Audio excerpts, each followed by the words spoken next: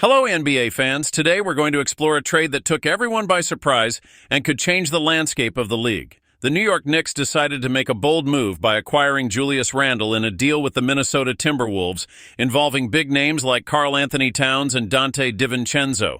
Be sure to like and subscribe to the channel. While I feel that the Knicks have become a better team, it doesn't significantly change the situation for the Lakers, as the Knicks play in the Eastern Conference. For them to meet in the playoffs, they would have to face each other in the NBA Finals, which is far from certain at this point.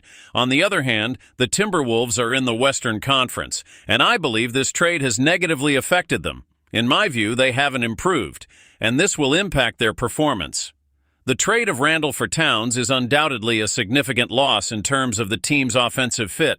Towns is an excellent three-point shooter, ranking among the best at his position, while Randle is not known for his efficiency from long range. Since the 2020-2021 season, where he had a 40% three-point shooting percentage, he has not surpassed 35% in any season since then. Therefore, this trade represents a substantial drop in their three-point shooting capability. Additionally, with Rudy Gobert not being a reliable three-point shooter, this further limits the team's outside game. With less spacing on the floor, players like Anthony Edwards, Mike Conley, and Jaden McDaniels will struggle to move, as they will have less room to operate. Regarding defense, the trade of Randle for Towns doesn't bring significant improvements. Both are not known for their defense, but Towns offers a bit more versatility and can play as a center in certain situations. Randle, on the other hand, struggles to guard both centers and more agile forwards, being limited in his defensive ability and relying heavily on his physical strength.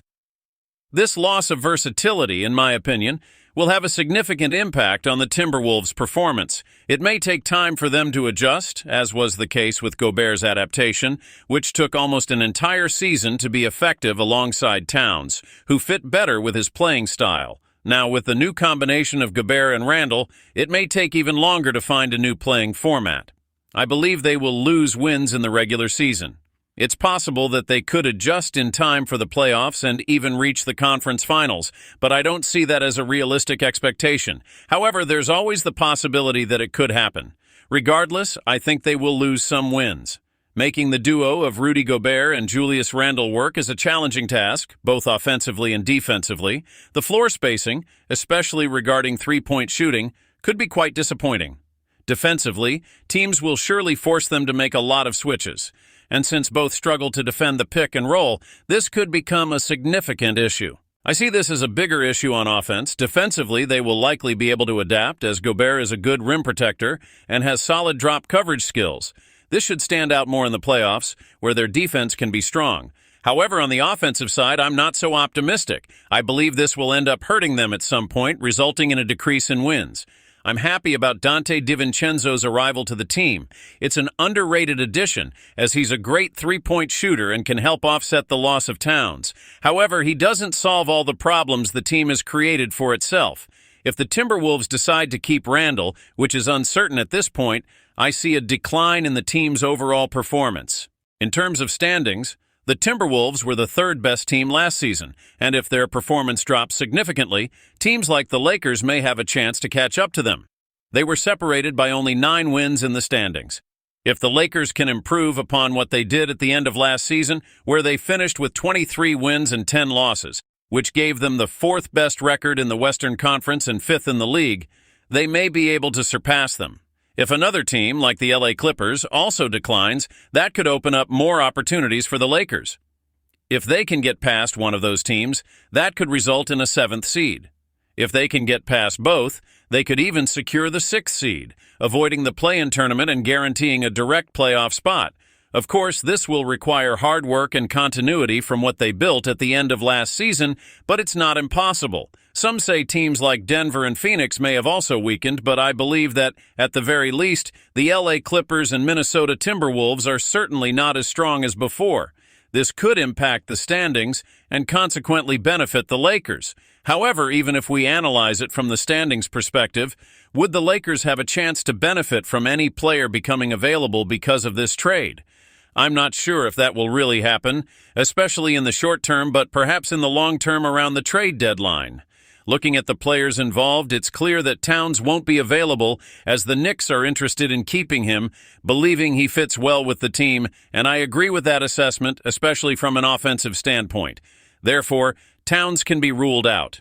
Dante DiVincenzo, on the other hand, may not be available unless he becomes dissatisfied with his role in Minnesota, which is a future possibility. There have been reports that he didn't want to return to being a bench player in New York after Mikal Bridges arrived, which shows his desire to be a starter. So even if the Timberwolves decide to keep him as a starter, which I don't see as likely, considering Mike Conley and McDaniels in their positions, he might become unhappy and request a trade in the future.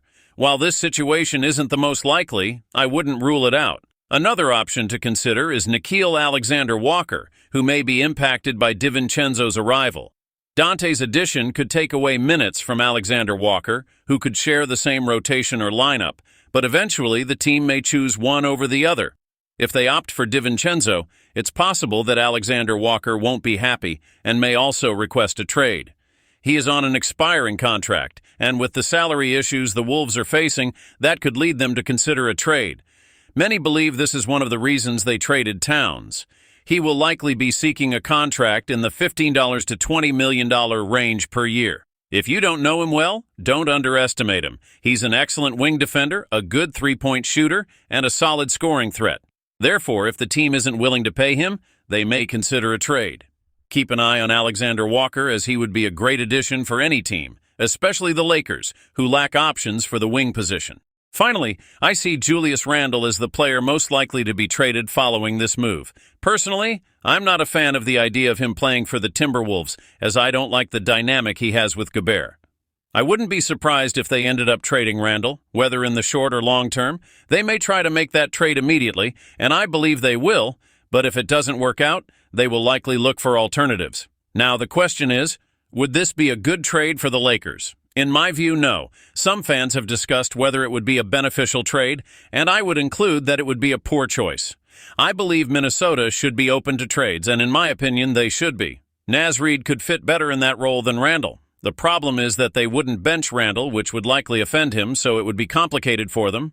Therefore, this could lead to considering a future trade. That said, would there be a situation that would benefit the Lakers by acquiring Randle? He was an all-star last season, averaging 24.9 points, 10.5 rebounds, and 4.2 assists.